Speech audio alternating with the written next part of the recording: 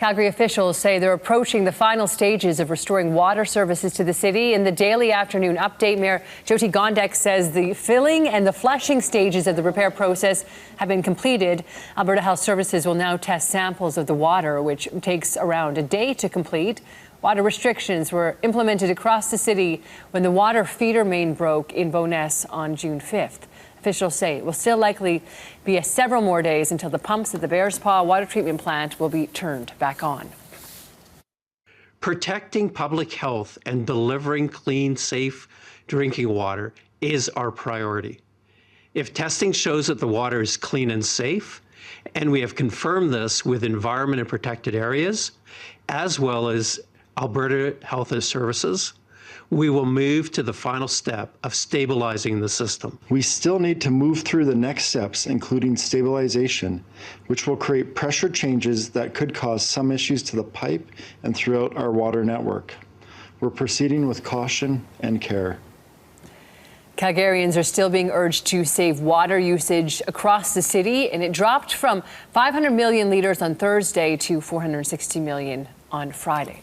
Alberta Premier Danielle Smith says the leakage in Calgary's water infrastructure is much higher compared to surrounding communities.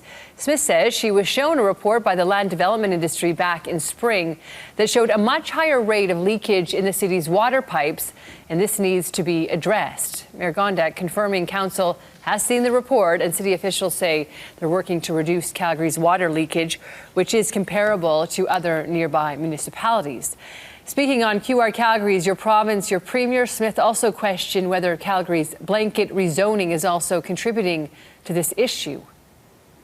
You've got 12 single-family homes and an infrastructure built for that. That's very different than having multifamily homes and multiple multifamily homes. So I think that that's got to be another layer of analysis. Is there a limit to what the current infrastructure can withstand, and does there need to be a little bit more guidelines being put around that? Mayor Gondek says the city is keeping track of infrastructure capacity in areas that are seeing rezoning applications.